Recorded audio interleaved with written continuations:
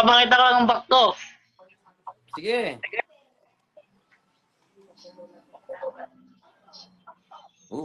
Ganda ng shoulder ah. Sige, sige. Atras ka ng konti. Atras konti. Ah.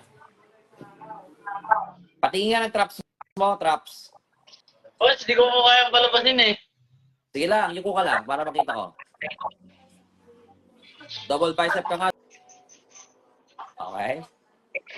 Talikod, talikod. O, sige, piga nga. Tingnan ko yung back mo. Ayun, oh. Flat spread. Hawak ka sa bewang mo. Ano, di ko kaya Kaya yun. mo. O, sige. O, di ba? Okay, sige, sige. Harap na. So, ilang taong ka na? 15 years old po, coach. Uy, 15 years old. Ilang months ka na nag-workout? Ano lang po, parang minsan-minsan lang po, coach, pag gusto. Minsan-minsan pag gusto. So, sa isang linggo, ilang beses ka mag-workout? Ano po, dati po, nung 14 years old ako, nag-ano na po talaga ako. Parang nag-workout, coach. Pero ngayon, Tuloy-tuloy pa rin po. okay. Pumapasok ka sa gym or sa bahay ka lang nag-workout? Ilang po, coach. Ano yung mga gamit na meron ka dyan? Ano po, yung parang garni, coach. Band. Tapos yung Okay. Ano pa? sa pinto yung ginaganto, coach, yung ano, ha?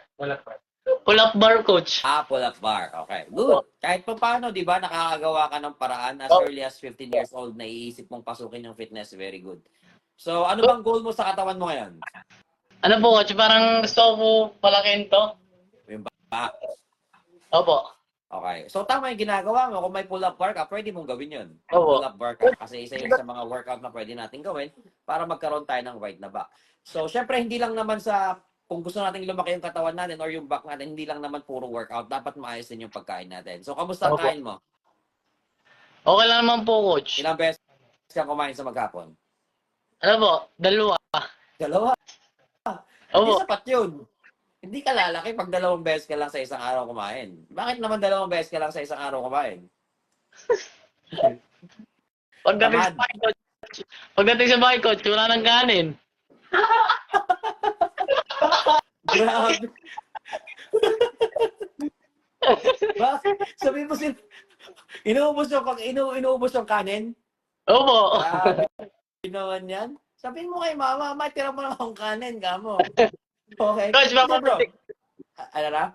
Pitik ko lang po yung harap kong ano, ganito. Sige, sige. Di ba?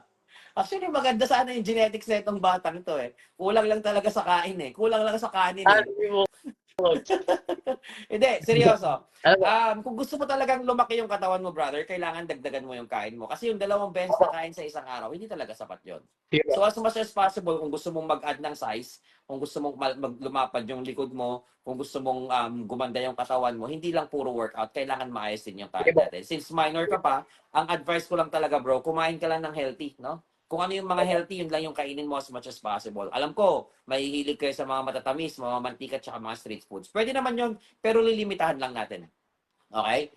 So, dire-diretso mo lang kung ano yung ginagawa mo. Sabihin mo kay nanay, magluto ng kanin pag uwi mo para hindi ka naubusan. Hindi, okay lang yun. So, kung may extra budget ka, bro, kunyari, may mga nasosobra kang pera sa pag-aaral mo, sa school mo, pwede kang bumili ng itlog, ganyan, ng gulay, ng manok, para i-add Hindi, mo sa source of protein. Coach, Oh. nakatira naman po kami sa poultry. Nakatira. Marami kang manok dyan. Mga ano po, itlog-itlog lang, coach. Okay lang yan. Ang itlog kasi mataas ang protein na niyan, okay?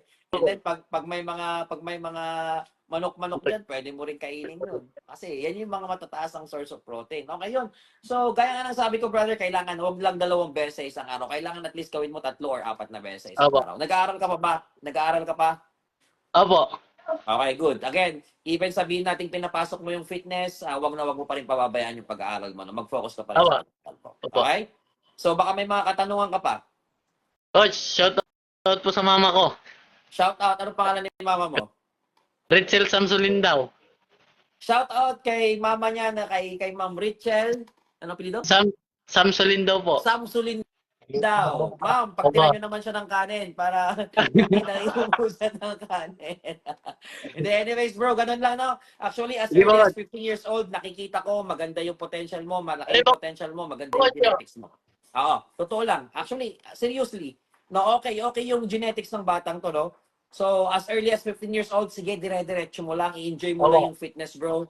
Dagdagan mo yung kain mo, tapos be consistent, wag na wag kang titigil. Siyempre, wag na wag mo pa rin pagbabayan yung pagpapaaral mo. Opo. Okay? Yun lang, bro. And then, balikan mo ako after couple of months and Hindi hopefully makita kita ng Coach. mas malaki ka na. Okay? Ano po, coach, parang ano kasi, coach, dumaan ka sa FYP ko, biglang sabi ko, uy, papapitik nga ako dito. Oo, di ba? At least na-physic check kita. Oo. Yeah. Thank Okay. you, coach. Sige, bro. Ingat-ingat dyan lang. Pagbuti ng pag-aaral, dire-diretso, wag Di ba? ihinto. God bless. Merry Christmas. Happy New Year sa inyo lahat. Thank you, coach. Thank Sige, you. ingat po, ingat. Ingat.